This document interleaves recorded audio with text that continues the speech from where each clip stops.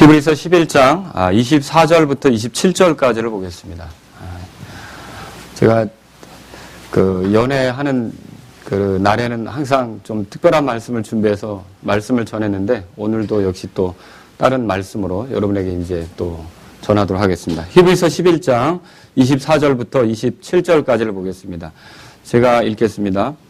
믿음으로 모세는 나이가 들었을 때에 파라오의 딸의 아들이라 불리는 것을 거절하고 잠시 죄의 쾌락들을 즐기는 것보다 오히려 하나님의 백성과 함께 고난받는 것을 택하였으며 또 그리스도의 치욕을 이집트의 보화보다 더 큰 재물로 여겼으니 그는 주께서 보상으로 보답해 주시는 일에 관심을 두었느니라.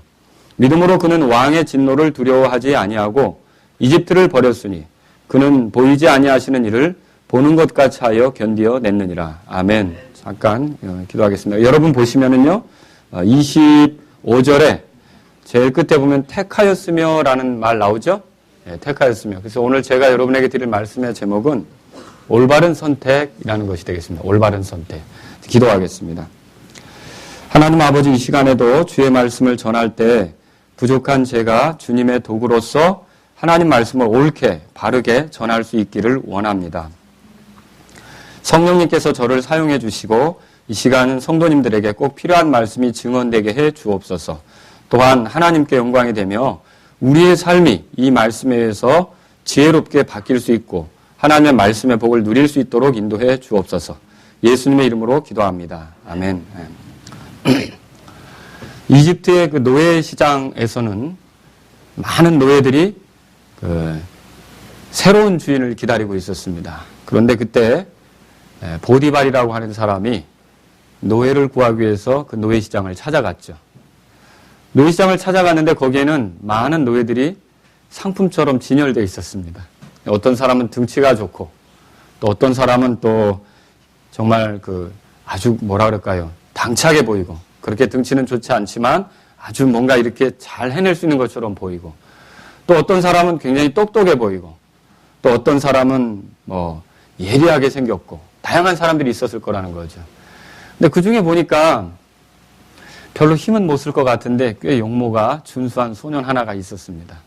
근데 이 보디발은 그 소년을 위해서 값을 지불하고 싶은 생각이 들었어요. 그 소년을 데리고 오고 싶은 생각이 들었던 거죠. 그래서 그 소년의 값을 지불하고 그 소년을 데리고 왔던 겁니다. 여러분 그 소년이 누군지 알죠? 네, 요셉입니다. 그런데 놀랍게도 그 소년을 데리고 온 이후로 그 집안에 아주 특별한 일이 벌어지기 시작했습니다. 보디발이 가지고 있는 집안 소유뿐만 아니라 들판의 소유까지도 하나님께서 복을 주시는 그런 경험을 하게 된 거죠. 그랬을 때 이 보디발이 나중에 요셉을 가정 총무로 맡기면서 어떤 생각을 했을까요? 내가 몇 년 전 이 노예 시장에서 요셉을 택한 것은 참 복된 일이었다 이렇게 생각하지 않았겠습니까? 근데 물론 그때 우리 이 택함은 하나님의 섭리 가운데서 진행된 것이라고 우리가 알 수 있습니다. 그렇죠? 그래도 어쨌든 그 요셉을 택하길 잘했다라는 생각이 보디발에게 있었을 거라는 거죠. 또 남편을 잃고 남편의 형제마저도 없는 상태에서 시어머니를 따라 모압이라고 하는 고향을 버리고 베들레헴으로 이주하는 것을 선택했던 한 여자가 있습니다. 사실 이 여자에게는 거의 살아갈 길이 막막했습니다. 그런데 어머니가 믿는 하나님을 나도 믿어야겠다. 나도 섬겨야겠다. 그래서 이스라엘 백성 가운데 거하는 것을 택해서 이 이스라엘 사람들 틈으로 들어온 여자가 있었어요. 제가 누구 얘기하는지 아시죠? 누구 얘기합니까? 예, 룻에 대한 얘기를 합니다. 사실 이 여자가 이 베들레헴으로 돌아온 후에 사는 방식은 다른 게 아니라 다른 사람들이 농사하고서 버린 거, 흘린 거 이런 것들을 주워다가 자기 시어머니를 봉양하는 게 그녀가 할 일이었다는 거죠. 그런데 이런 일들이 있었을 때 하나님께서는 자신의 날개 그늘 아래로 피하여 들어오려고 선택한 이 여자를 불쌍히 여기셨고요. 어떤 일이 벌어졌느냐? 밭에서 일하다가 자기 남편하고 아주 가까운 집안의 사람을 만나게 됐다는 거죠. 그 남자가 누군지 아십니까? 네, 보아스죠. 마침내 이런 일로 인해서 룻이 보아스와 가정을 이루게 되고 정말 적법하게 결혼해서 아이를 낳는데 이 아이가 글쎄 다윗의 할아버지예요. 그래서 이 룻이 예수님의 족보를 설명하는 데 있어서 예수님의 계보를 설명하는 데서 그 이름이 들어가는 거 여러분 아시죠? 자, 아이를 얻고서 이 여자가 전혀 결혼할 거라고 생각도 못한 그런 암담한 형편의 여자가 아이를 얻고서 남편 보아스하고 함께 있을 때 무슨 생각을 했을까요? 내가 그때 시어머니가 가라고 했을 때 오르반은 다시 내 동서 오르반은 모압으로 들어가는 걸 택했지만 내가 이 하나님의 백성과 함께 있기를 원해서 택하여 들어온 것이 잘했구나. 이 생각하지 않았겠습니까? 예, 아주 잘한 거죠. 예수님의 계보에도 이름이 등장할 정도니까. 그래서 이렇게 어떤 사람들은요, 좋은 선택에 따라 복을 누리기도 한단 말입니다. 그러나 또 반대로요, 잘못된 걸 선택해서 좋지 못한 결말을 누리는 사람들도 있습니다. 예, 삼촌과 함께 여행을 하다가 내 휘하에 있는 사람과 삼촌의 휘하에 있는 사람들이 세력이 너무 커져서 서로 충돌하게 됐어요.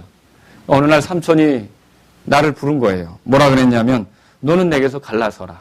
내가 왼쪽을 취하면 나는 오른쪽으로 가고 네가 오른쪽을 취하면 나는 왼쪽으로 가겠다. 자, 이렇게 말한 사람이 있죠. 제가 누구 얘기하는지 아시죠? 여기서 지금 이런 제안을 받은 사람이 누굽니까? 롯이죠. 롯. 그리고 이런 제안을 한 사람 누굽니까? 아브라함이죠. 그런데 이때 롯이 선택을 하는 데 있어서 눈을 들어 요르단 평야를 바라봤다. 그렇게 성경에 써 있습니다. 근데 요르단 평야를 보니까 이집트 땅같이 비옥한 거예요. 과거에 아브라함을 따라 이집트에 들어간 적이 있었거든요. 이집트가 그 당시 화려한 문명을 이루면서 주변 사람들과는 다르게 풍요를 누리고 살아갔었던 곳이라는 거죠. 이 속에서 롯이 야, 이집트 땅 같다는 생각을 가지고 요르단 동편을 선택했어요. 근데 여러분 보세요. 요르단 동편을 선택했는데 요르단 동편에는 어떤 일이 있냐면 아주 극심하게 하나님을 대적하며 사는 사람들이 살았다는 거죠. 매우 사악한 사람들이 거기 살았다는 거죠. 근데 그거 고려한 겁니까? 고려하지 않았습니까? 고려하지 않았죠. 결국 이 사람이 자기 눈에 보기에 좋은 대로만 선택을 한 결과가 뭐냐? 소돔성이 무너져 내리는 것을 보게 되었다는 거죠. 이렇게 소돔성이 무너져 내릴 때 롯이 건진 건 아무것도 없습니다. 단지 두 딸하고 도망치게 됐는데 이 두 딸하고 나중에 굴 속에 갇혀 지내게 되는데 자기가 선택을 잘못했다는 것을 후회하며 보낼 때 자기의 딸들이 술을 먹여서 잠을 재우는데 정말 술에 취해서 무슨 일이 일어나는지도 모를 정도로 그렇게 아주 깊이 술에 취해서 어둡게 보내는 생활로 롯의 마지막 장면이 성경에 기록되어 있다는 걸 볼 수 있다는 거죠. 잘 선택한 거예요? 잘못 선택한 거예요? 잘못 선택한 거죠. 그리스도인이 살아가는 동안도요, 선택을 많이 해야 합니다. 또 어떤 선택을 하느냐에 따라서 결과가 달라지기도 하죠. 인간관계를 놓고 누구와 가깝게 지내기를 선택하느냐, 이거 중요한 겁니다. 또 직장을 놓고 어떤 일을 하느냐, 어떤 일을 선택하느냐, 이것도 중요하다는 거죠. 또 진학을 해서 어디서 공부할지를 선택하는 것도 중요한 겁니다. 그리고 여행을 위해서 어떤 장소로 가볼까, 이 선택도 중요한 선택이라는 거죠. 또 이사를 위해서 어느 지역에 살까, 이 선택도 중요한 거고요. 그리고 또 결혼을 위해서 어떤 사람과 가정을 이룰까, 이 선택도 참으로 중요한 거라는 거죠. 여러분 공감하십니까? 매우 중요한 겁니다. 또 올바른 선택은 우리에게 복이 되고 그렇지 못한 선택은요, 아주 우리를 해롭게 하는 결과를 가져온다는 것을 알 수 있어요. 그래서 오늘 본문을 통해서 저는 여러분과 함께 무엇이 올바른 선택이 될 수 있느냐, 이걸 한번 하나님 말씀을 통해 살펴보자는 거죠. 이 히브리서 11장 우리가 읽은 24절에서 27절까지를 보면 여기 몇 가지 중요한 단어들, 선택과 관계된 중요한 단어들이 소개되고 있습니다. 이 단어들을 통해 볼 때 우리가 올바른 선택을 하려면 어떻게 해야 하느냐, 이걸 알 수 있죠. 여기 보면 24절 다 같이 읽겠습니다. 24절 같이 읽겠습니다. 시작.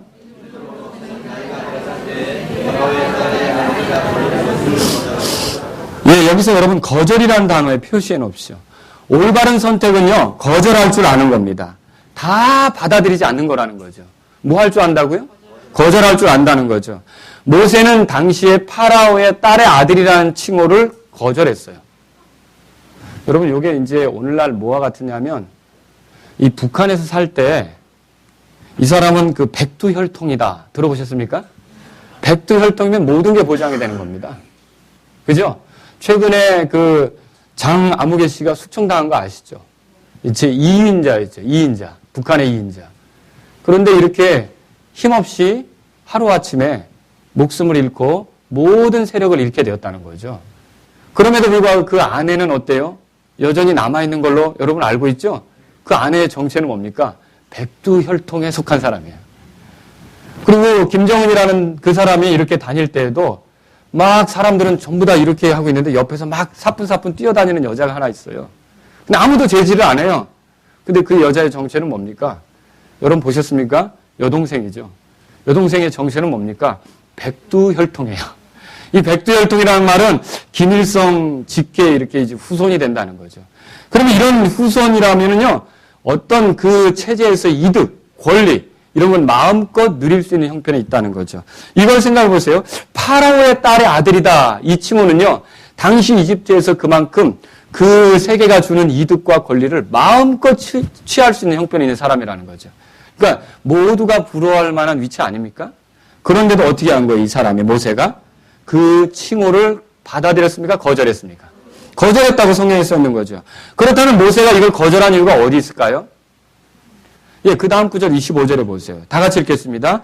잠시 죄의 쾌락들을 즐기는 것보다 오히려 하나님의 백성과 함께 고난받는 것을 택하였으며 그랬죠. 예, 거절한 이유는 다른 게 아닙니다. 죄의 쾌락들이 거기에 있기 때문에 그래요. 이 왕궁 생활과 귀족들과 어울려 사는 생활과 또 이 귀족들 틈에는 태양신 숭배하는 사람들이 얼마나 많을까요? 그렇죠? 가증한 그런 그 술수와 풍습을 행하는 사람이 얼마나 많을까요? 그 속에서 같이 지내다 보면 자기도 모르게 거기에 빠져서 정신 못 차리게 될 수 있다는 거죠. 이 죄의 쾌락들로부터 벗어나기 위해서 그걸 거절하게 되었다라고 하는 것입니다. 차라리 고난당하더라도 하나님의 백성과 함께 지내는 것이 더 낫다. 하나님의 백성과 함께 사는 것이 더 낫다. 이것을 모세가 발견하게 된 것이죠. 그래서 올바른 선택이란 모든 것을 다 받아들이는 게 아닙니다. 거절할 줄 아는 게 올바른 선택의 한 모습이라는 거죠. 만일 에서가 야곱이 와서 형님, 야 야곱아 나 정말 시장하다. 너 뭐 없냐? 예, 팥죽 내가 끓여놨는데 형님 그 장자의 명분 좀 제게 넘기시죠. 그럼 제가 팥죽 한 그릇 드리겠습니다. 그럴 때 지혜로웠다면 어떻게 했을까요? 그 제안을 거절했죠. 거절했죠. 지혜로웠다면 그 제안을 거절했을 거라는 거예요. 왜 그럴까요? 이 복이라고 하는 거는요. 하나님께서 주시는 복이고 조상들에게 약속된 복이고요. 그럼 그걸 장자로서 누릴 수 있는 특권을 함부로 다룰 수가 없을 거라는 거죠. 그러나 그가 이 가볍게 생각한 나머지 거절해야 될 때에서 거절하지 않았다는 것입니다. 여러분 보디발의 집에 가정총무로 지내던 요셉이 보디발의 아내가 같이 눕자는 제안을 했을 때 어떻게 했습니까? 받아들였습니까? 거절했습니까? 거절했죠? 여러분 지혜로운 거라는 걸 인정하십니까?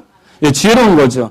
한 젊은이가요, 이 청년의 욕심이 들끓는 상태에서 자기의 욕구를 해소할 수 있는 길이기도 하고 또 안주인에게 인정을 받아서 모든 일에 있어서 더 두터운 신임을 얻을 수 있는 기회도 될 수 있지만 한마디로 말하면 그게 하나님 앞에 죄가 되거든요. 그러니까 요셉은 어떻게 한 겁니까? 그 안주인의 제안을 거절할 수밖에 없었던 것이죠. 여러분 거절할 줄 아는 게 올바른 선택이라는 것이죠. 또 여러분 오늘날 그래서 어떤 그 동성애자가 쓴 글을 제가 읽어봤는데 이 사람이 이제 지금은 동성애에서 벗어났습니다. 어떻게 해서 동성애에 들어갔느냐 보니까 군에 입대했는데 고참이 좀 어떻게 생긴 게 어떻게 생겼는지 모르겠어요. 제가 본 적은 없으니까. 그런데 내가 고참으로서 네가 군생활 잘하게 해줄 수 있으니까 나하고 같이 가깝게 지내자. 결국 그래서 그 제안을 받아들여서 동성애 파트너가 된 거죠. 그리고 나서 제대하고 나서도 그 늪을 헤어나오지 못하고 오랫동안 그 속에 있다가 마침내 지금은 벗어났는데 자 이런 사람들은 어때요? 거절해야 될 때 거절하지 못한 모습을 보여주고 있다는 거죠. 올바른 선택은 거절할 때 거절해야만 할 때 거절할 줄 아는 게 올바른 선택이라는 것입니다. 여러분 다니엘은 왕의 상에서 나온 고기와 포도주를 거절했습니다. 그렇죠? 이거 거절할 때 사람들은 어떻게 생각했느냐? 얼마 안 가서 헬쑥해지고 야윈 모습으로 꼴이 말이 아닐 것이다. 이렇게 생각을 했던 거죠. 그러나 그들이 선택한 것은 결과적으로 좋았던 겁니까?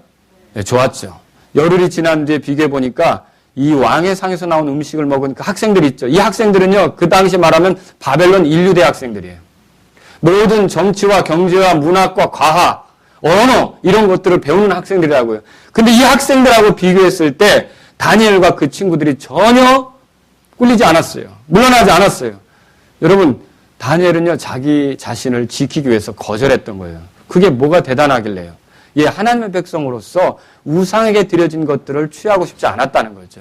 그래서 우상에게 드려진 것들을 취하기를 원치 않아서 거절했던 거죠. 오늘날도 그렇습니다. 하나님의 백성으로서의 구별된 삶을 위해서 공부를 하되 바벨론에서 그렇게 공부하던 그 바벨론의 그 젊은이들과 다른 방식으로 하나님 앞에 공부하려고 세상적인 방식을 거절할 줄 아는 사람이 올바른 선택을 하는 거라는 거죠.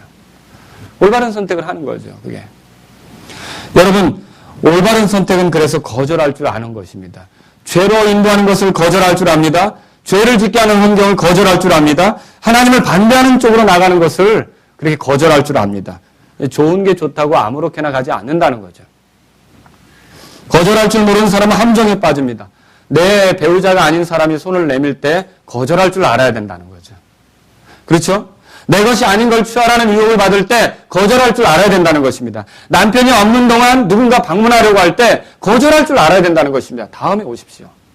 또 그리스도인으로서 가지 말아야 될 곳에 대한 그런 그곳에 가자는 제안을 받을 때 연말에 그런 거 많죠? 여러분 요즘 그런 제안 있죠? 뭐 없습니까?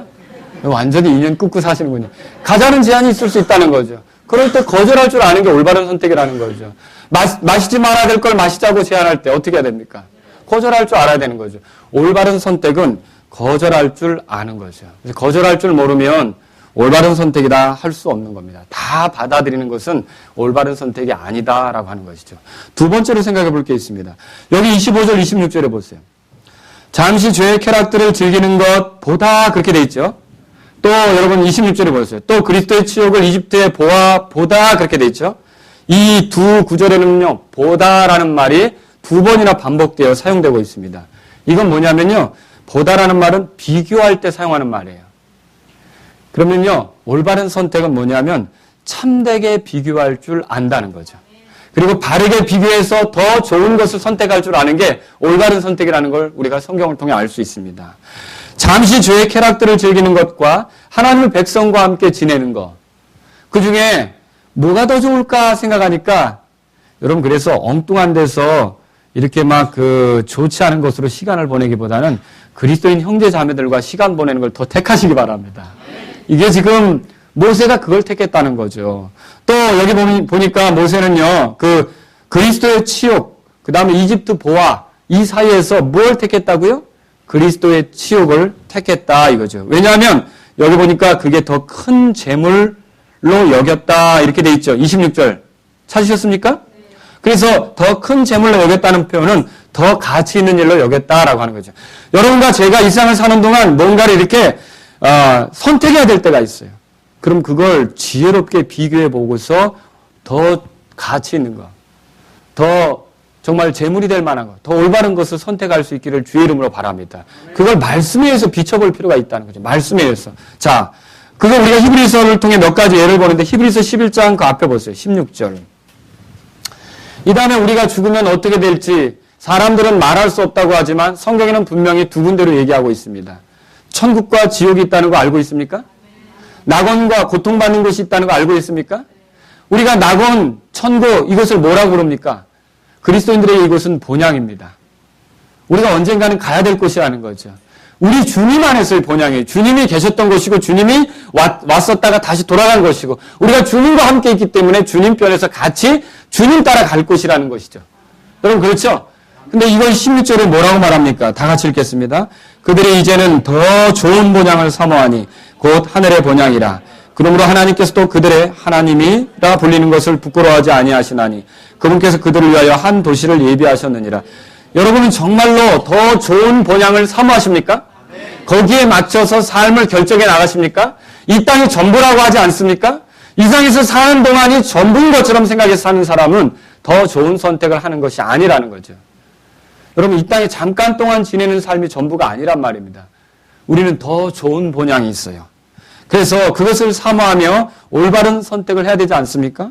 또 여기 보면요. 히브리서 11장 35절에 보세요. 35절에.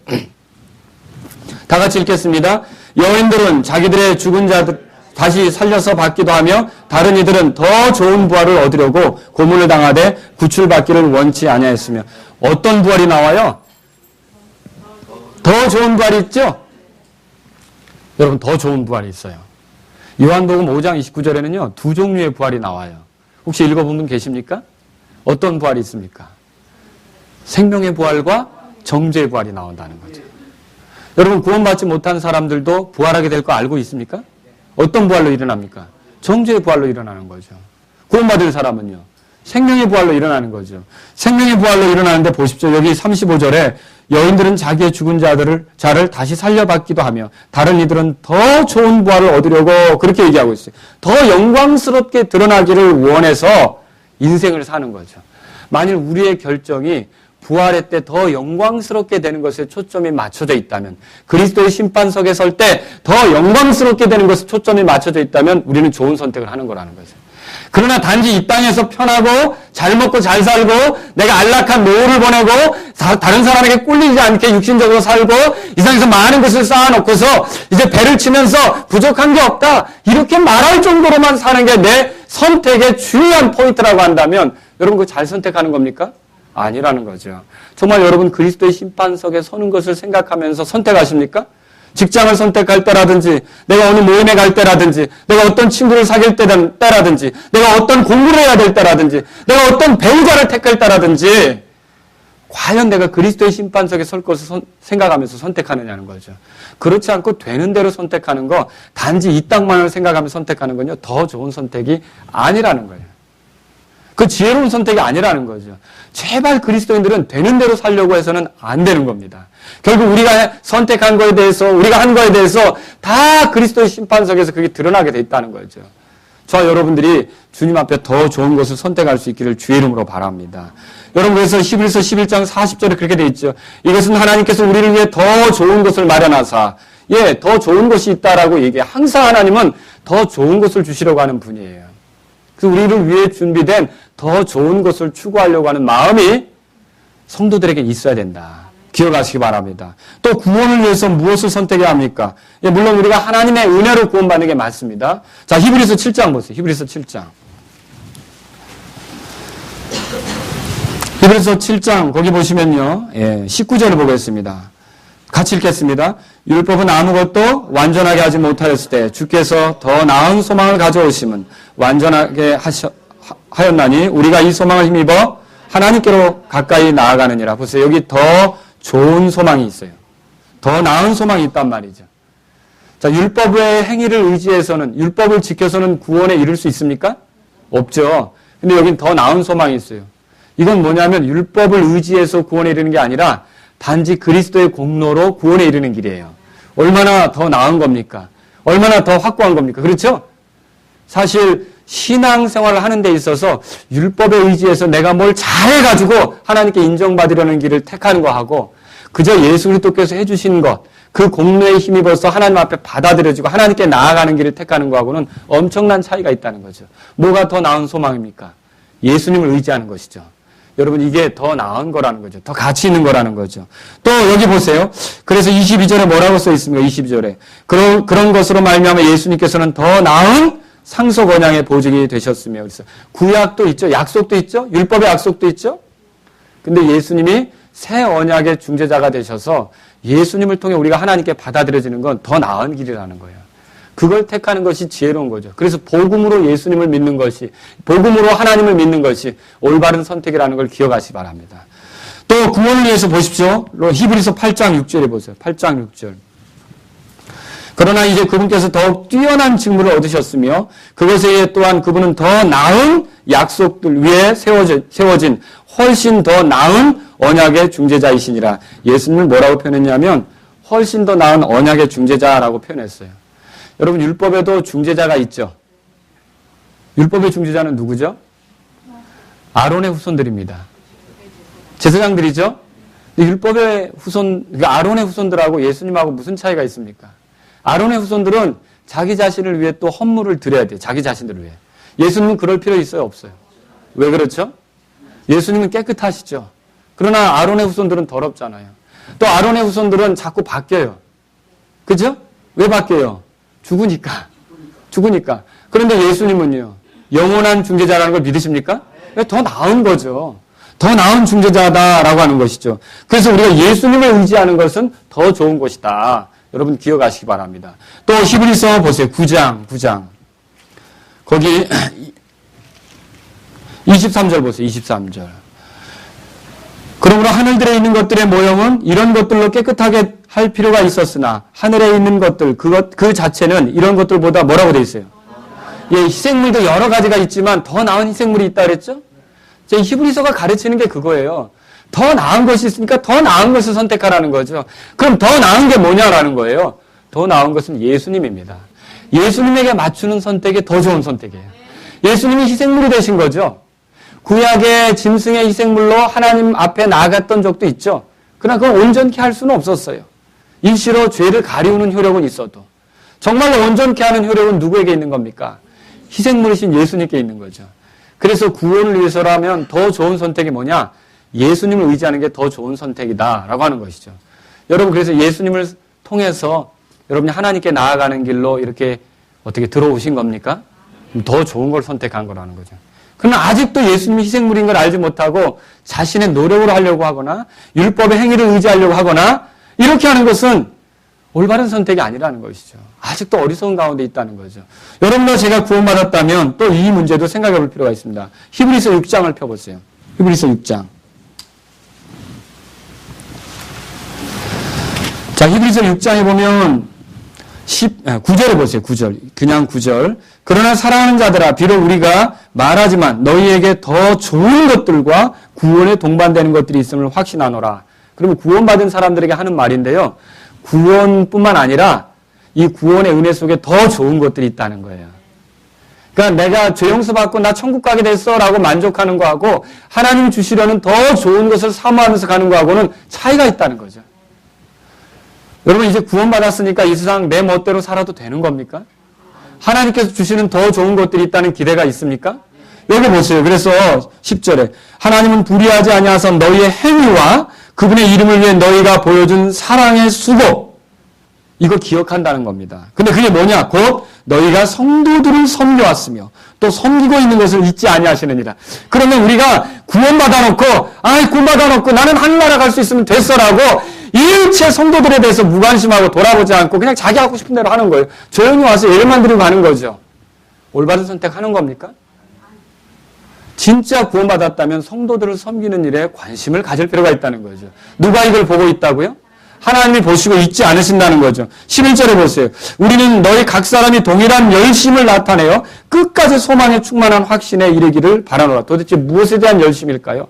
이 좋은 것을 더 풍요롭게 누리기 위해서 하나님께서 주신 은혜의 기회를 성도들을 섬기고 사랑하는 데 쏟는 거.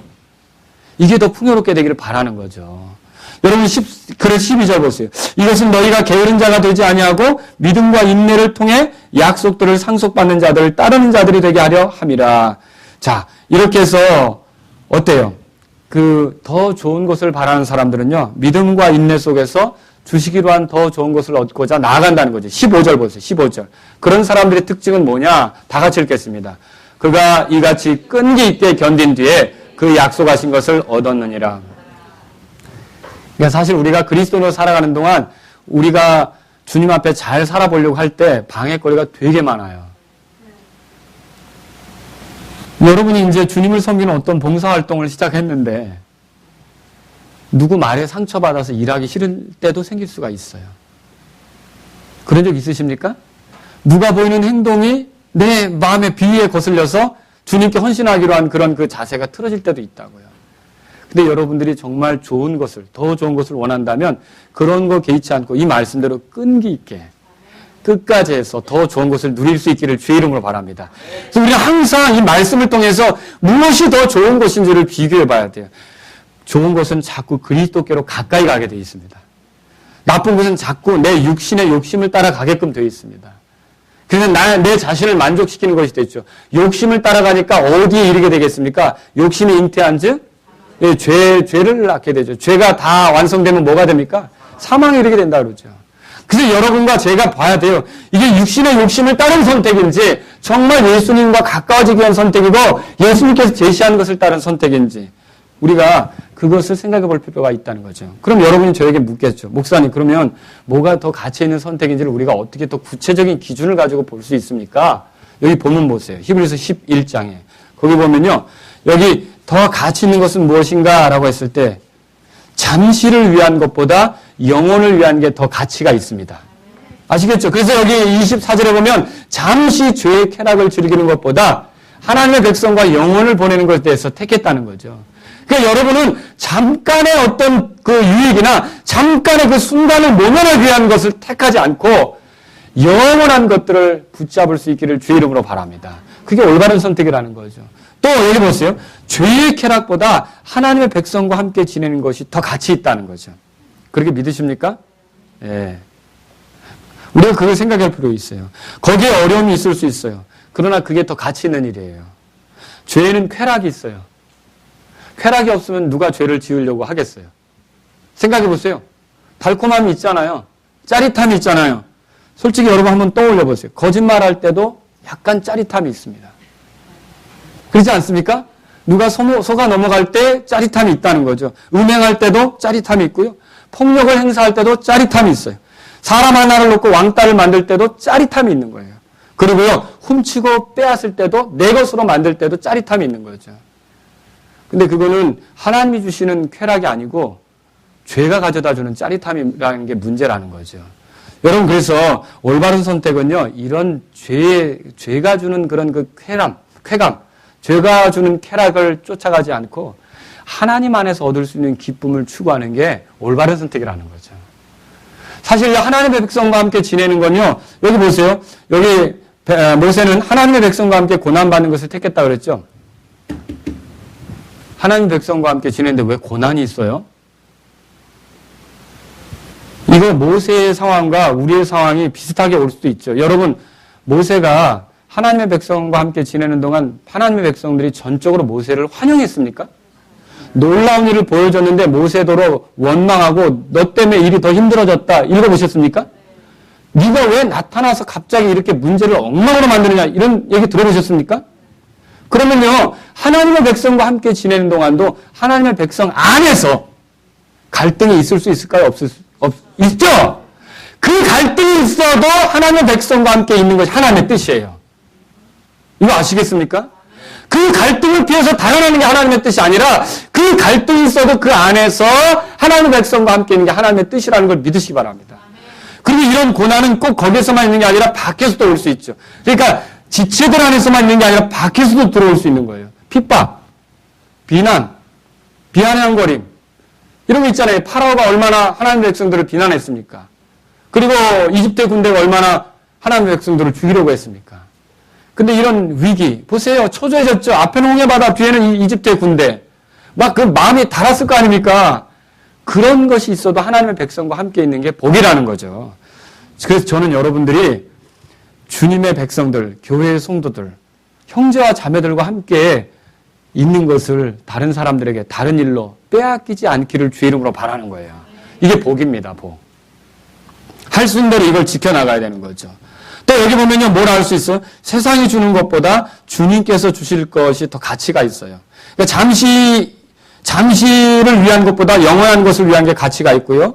죄의 쾌락보다 하나님의 백성과 함께 지내는 것이 가치가 있고요. 세상이 주는 것보다 주께서 주실 것이 더 가치가 있어요. 이집트의 보화보다 그리스도께서 보상해 주실 것을 택했다. 이렇게 나오죠. 사실 올바른 선택은 올바른 관심에서부터 나옵니다. 주께서 보답으로 보상해 줄 것에 관심을 가졌다는 거죠. 그래서 여러분 한번 돌아보세요. 진짜 관심이 뭡니까? 좋은 직장에 들어가는 거, 인맥을 넓히는 거, 나중에 좋은 월급 받는 거, 어떤 좋은 대우를 받으며 사는 거, 이런 것만 우리의 관심이 되지 않기를 주의 이름으로 바랍니다. 그런 것으로는 올바른 선택을 할 수가 없다는 거죠. 그리스도인조차도요, 사람들에게 인정받는 거, 사람들에게 존중받는 거, 자만심과 허영심을 채우는 거, 자기가 대단하다는 걸 보여주고 싶은 거, 나도 이 정도로 해냈다는 걸 보여주고 싶은 그런 마음에 빠져서요, 직장이나 공부나 결혼을 선택할 때 잘못된 선택을 하는 사람들이 많이 있다는 거죠. 사람의 이목을 생각하고 사람의 칭찬을 생각하고 그래서 올바르지 않은 선택을 하는 사람이 많다는 거죠. 여러분, 우리가 더 가치 있는 것을 선택하려고 하는 지혜가 있기를 주의 이름으로 바랍니다. 세 번째로 뭡니까? 올바른 선택은요. 여기 보십시오. 27절에 보시면 믿음으로 그는 왕의 진노를 두려워하지 아니하고 이집트를 뭐라고 되어 있어요? 버렸다고 되어 있죠. 올바른 선택은 버릴 줄 안다는 거예요. 올바른 선택은 집착하지 않는 거예요. 과감하게 버릴 줄 아는 거죠. 두 마리의 토끼를 쫓는 거 안 된다고 그랬죠? 두 마음을 품는 거 하나님 섬기는 자세입니까? 아니라고 그랬죠. 양다리 걸치는 건 뭐 한다고 그랬어요? 찢어진다고 제가 경고했죠? 이거 옳지 않습니다. 자, 여기 있는 우리 자매님들 돌아보세요. 만약 내 지금 남편이 된 사람이 다른 여자들을 만나면서 내게 프로포즈를 했다. 그럼 여러분 승낙하겠어요? 다른 여자들과의 관계를 정리 안 하고서 나에게 와서 당신 나 좋아. 나랑 같이 살아. 이렇게 했다면 여러분 승낙했겠어요? 안 했겠죠. 그렇죠? 심지어 이래야죠. 우리 자매님들 앞에서 온 세상의 여자를 보따리를 싸줘도 당신밖에 없어. 이렇게 해야 예? 그죠? 누구를 갖다 줘도 나는 오직 당신만이야. 아유, 행복하시겠어요. 그 소리를 들으셨으니. 예? 그거 아닙니까? 그런데 자꾸 이게 집착하고 버리지 못하는 사람들이 있다면 그 어떤 것도 제대로 얻을 수가 없다라고 하는 거. 올바른 선택이 아니라는 거죠. 모세는 이집트를 버렸어요. 성경에 써있죠? 아브라함 갈대아우로 버렸어요. 맞죠?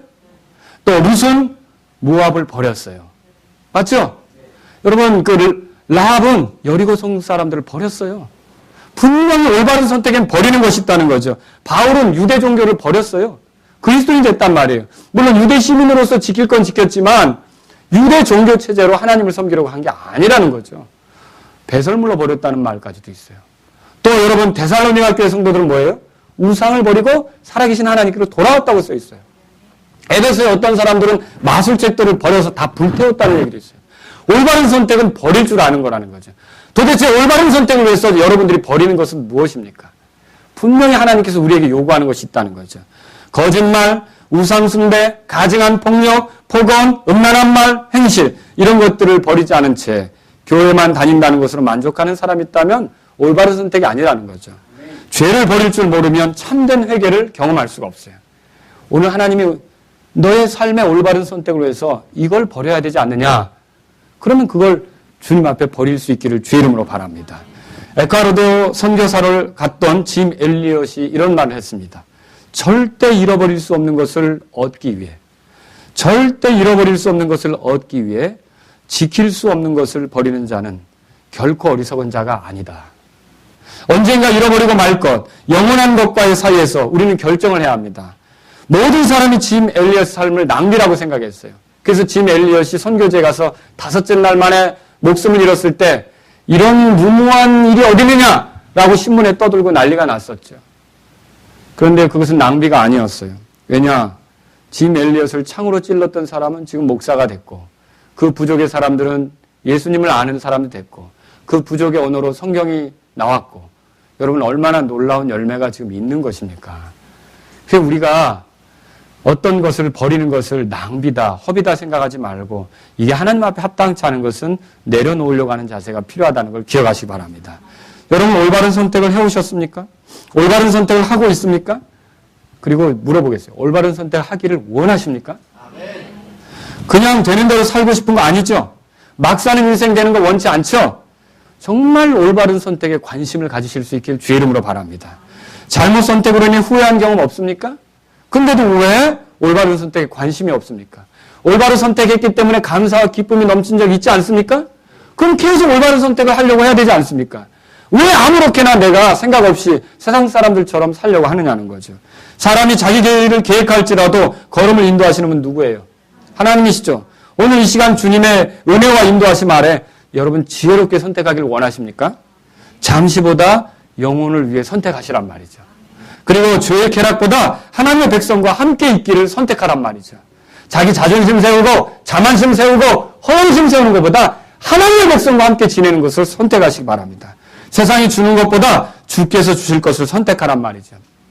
혹시 내 앞에 펼쳐진 것들 중에 올바르지 않은 것들을 여러분 거절하기를 원하십니까? 올바른 선택을 위해서 거절하기를 원하시느냐는 거죠. 내 앞에 펼쳐진 것들을 잘 비교할 수 있는 지혜가 있기를 원하십니까? 올바른 선택을 위해서 더 가치 있는 것들을 선택하기를 원해서 잘 비교하기를 원하느냐는 거죠. 또 여러분 정말 그 과감하게 버려야 될 것들을 버리기를 원하십니까? 올바른 선택을 위해서. 여러분이 우리 자신이 올바른 선택을 하는 삶이 되기를 원한다는 뜻으로 이 시간 주님께 도움을 구했으면 좋겠습니다.